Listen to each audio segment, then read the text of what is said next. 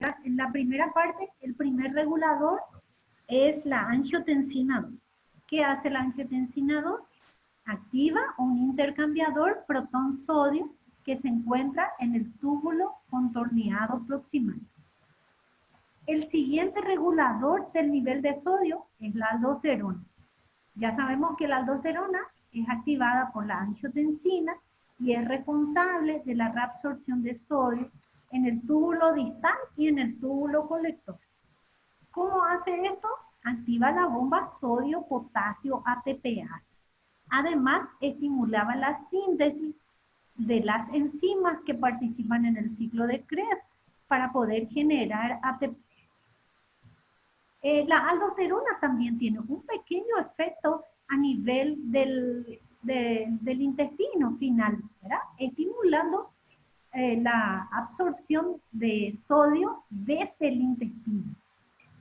La idea de la aldosterona siempre es mantener estables los niveles de sodio dentro del cuerpo. Bueno, este era, para recordar un poquito de vuelta, ¿verdad? El efecto de la aldosterona que activa la bomba sodio-potasio ATPase. Entonces, ingresa sodio, 3 de sodio y salen 2 de potasio, mientras que junto con el sodio tienden a entrar también cloro y agua, que en este dibujito no está, pero la literatura dice que junto con el sodio ingresa cloro y junto con el sodio también ingresa agua. El sodio se dirige hacia el torrente sanguíneo y eso permite aumentar los niveles de sodio plasmático para elevar la presión arterial. Porque la acción de la aldosterona es elevar la presión arterial. El factor natriurético atrial era producido por los miocitos del corazón en respuesta a cuando hay una modificación de la presión arterial, que era la hipertensión, producía vasorelajación, pero también promueve la eliminación de sodio, ¿verdad? Y disminuye la reabsorción cuando aumenta la presión arterial. En condiciones opuestas, cuando la presión arterial está baja, aumenta la reabsorción de sodio también junto con la aldosterona y la angiotensina. Y es responsable, por lo tanto, de colaborar para mantener el volumen de agua que se encuentra en el líquido extracelular. Este era para que se vea completo lo que son las partes del riñón, ¿verdad? La mayor reabsorción de sodio ocurre en el túbulo contorneado proximal.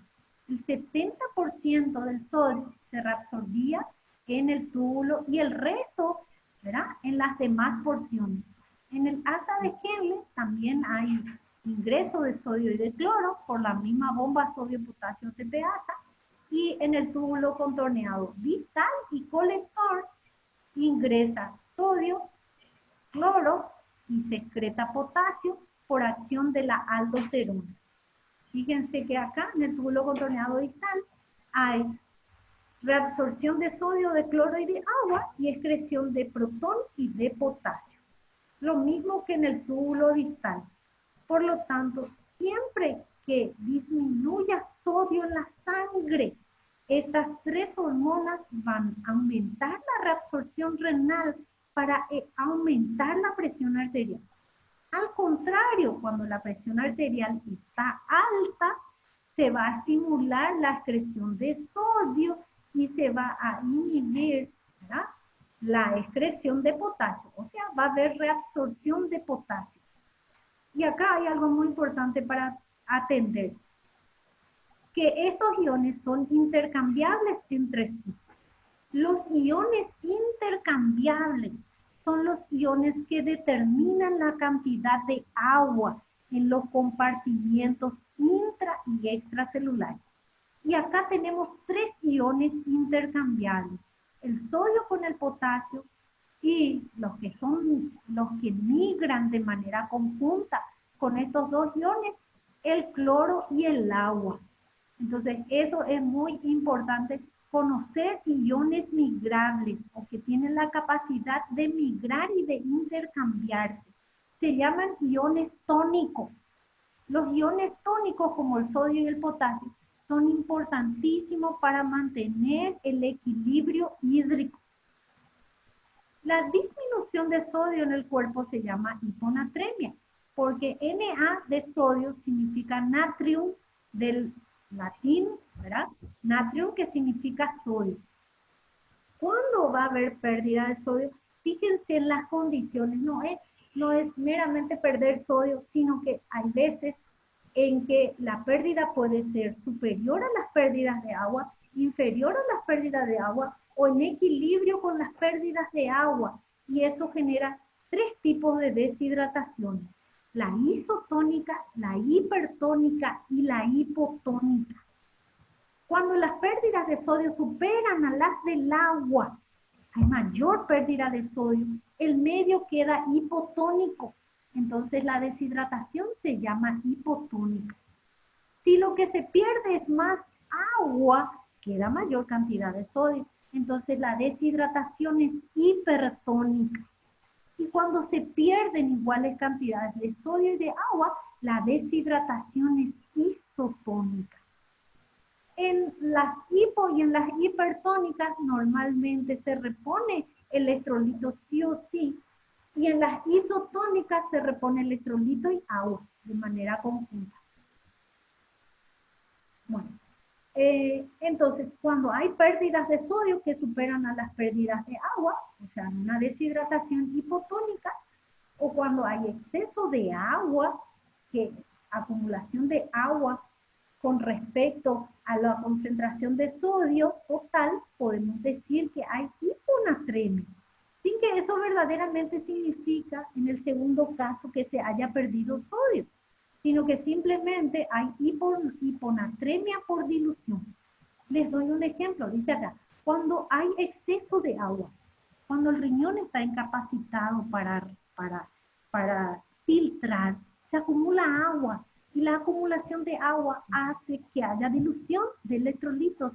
Entonces parece que hay hiponatremia, pero en realidad no es que hay hiponatremia, sino simplemente hay dilución del sodio y por ende disminuyen los niveles de sodio.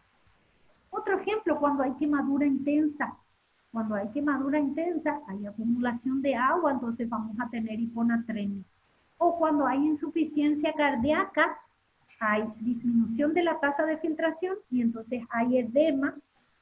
Y como hay edema, hay hiponatremia dentro del torrente sanguíneo. Pero no es porque se haya perdido sodio, sino porque hay dilución del sodio. La pérdida franca de sodio produce calambres, produce náuseas, vómitos, mareos, shock y coma. O sea, es gravísimo. Hay una forma grave de hiponatremia que produce desmielinización de las células nerviosas. O sea, produce la muerte por trastorno neurológico. La disminución, el poco consumo de sodio trae como consecuencias deshidratación, mareo, hipotensión. Un ejercicio intenso puede producir pérdidas importantes de sodio, por lo tanto hay que reponerlas, así como cuando hay diarrea o vómito. La hiponatremia puede ser aguda o puede ser crónica. La aguda es la que vimos recién nomás y también puede darse después de una cirugía o después de haber hecho una cirugía de próstata. Es en donde más se ve hiponatremia. Y la hiponatremia crónica ya produce edema cerebral, dijimos ya que puede producir inclusive desmielinización, hay calambres musculares, hay alteración en la personalidad, hostilidad y generalmente suele darse por el uso crónico de diuréticos, que generalmente se acompaña cuando hay una hipertensión difícil de tratar. El médico da antihipertensivos con diuréticos y la consecuencia del mal uso de los diuréticos puede llegar a producir hiponatremia crónica. Esta es la enfermedad que les decía, que a largo plazo la deficiencia de sodio puede producir desmielinización del cerebro y miren, puede producir edema cerebral, estupor, coma y finalmente la muerte del paciente. El aumento de sodio se conoce como hipernatremia. Y esto tiende a aumentar, ¿verdad?, el volumen del líquido intersticial. Se acumula sodio y al sodio siempre le acompaña cloro y agua. Entonces, la acumulación de sodio en el líquido intersticial produce edema. Esta situación generalmente se da en insuficiencia cardíaca, en hipoalbuminemia, en enfermedades renales que comprometen la excreción del riñón, o bien cuando hay hiperaldosterismo. En el síndrome de Cushing, ¿se acuerdan que había, perdón, en el síndrome de Addison, perdón, había acumulación de sodio, ¿verdad? Porque había hiperaldosterismo y como consecuencia había acumulación de agua, edema. ¿Se acuerdan la famosa cara de luna llena? Entonces, normalmente se produce en esas condiciones. Ya dijimos que la sal puede producir alteraciones neurológicas, daños cardíacos, daños renales e hipertensión arterial. Ya se sabe exclusivamente que el aumento de la ingesta de cloruro de sodio produce hipertensión arterial. La restricción de 4 gramos de sodio en forma de cloruro de sodio produce la caída de 5 y 3 milímetros de mercurio en la presión sistólica y diastólica de los hipertensos, y de 3 y 2 en pacientes normales. O sea, ¿qué significa eso? Que si vos tenés un paciente con una presión arterial de 11 y una presión arterial de 12 más 3, 15, ¿ya? 15 y 11, supongamos que, si vos le reducís la ingesta de sodio, existe la probabilidad, cero sodio, existe la probabilidad que él de manera natural recupere su presión normal. Mientras que pasa la etapa aguda, le vas a dar un antihipertensivo. Pero si él reduce totalmente la ingesta de sodio, probablemente, si es que ya no es una alteración crónica, pueda recuperar la presión arterial.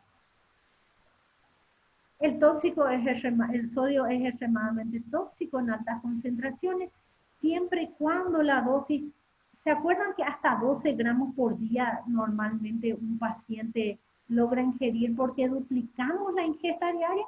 Pero si superamos los 14 gramos por día, puede haber retención de líquido, hipertensión arterial, daño renal irreversible, cirrosis hepática, convulsiones y coma como consecuencia de la toxicidad del sodio. Una alteración total en la transmisión del impulso nervioso a nivel cerebral, y eso puede llegar a producir estados de coma. Bueno, muy bien. ¿Qué se usa como sustituto de sodio? Como sustituto de sodio se utiliza potasio, ¿verdad? Hay estudios encabezados, estudios muy buenos que determinan que probando sales de potasio o de magnesio para saber si es que se alteraba o no el sabor de los alimentos, el magnesio resultó ser muy amargo. El potasio también es amargo. Tienen un sabor amargo. Si se exceden las dosis de potasio, es bastante desabrido, no es grato a la lengua, ¿verdad? A la memoria del sodio. Entonces, bueno, no es lo mismo. Pero se encontró que las sales de potasio, o sea, el cloruro de potasio, prácticamente no modifica el sabor del pan, ¿verdad? De todos los dulces, inclusive de aquellos alimentos en los que se colocan sal como componente principal, ¿verdad? Y de las bebidas hidratantes. Entonces se utiliza como sustituto las sales de potasio en lugar de cloruro de sodio. Lo único que tampoco hay que abusar con las sales de potasio, porque el aumento de potasio puede producir también alteración de la contractilidad nerviosa, puede producir taquicardia. Entonces hay que mantener siempre en equilibrio. No usar en exceso estos productos es la regla como siempre. Y no olvidar, ¿verdad? Que todo, prácticamente todo lo que consumimos tiene como componente natural sodio. Entonces, sí o sí se encuentran los alimentos, por lo tanto, se puede obviar el consumo de la sal diaria. Se puede obviar. Y se puede volver a reeducar a la lengua con respecto a la presencia del sodio en la alimentación. Y se aconseja la reeducación, ¿verdad? Antes de los 30 años, porque pasados los 30 años es muy difícil ya reeducar la lengua, porque, bueno, el recuerdo que deja el sodio en el cerebro es tan grato para él que ningún alimento tiene el mismo sabor sin el sodio. Y para más, inclusive puede llegar a producir anorexia.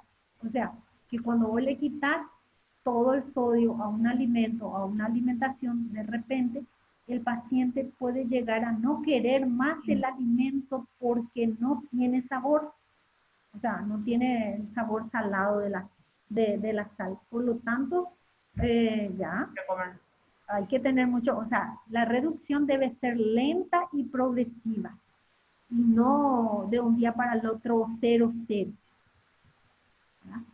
Porque ya te digo que en adultos mayores puede llegar a producir anorexia y desnutrición como consecuencia de que vos le quites la sal de su alimento.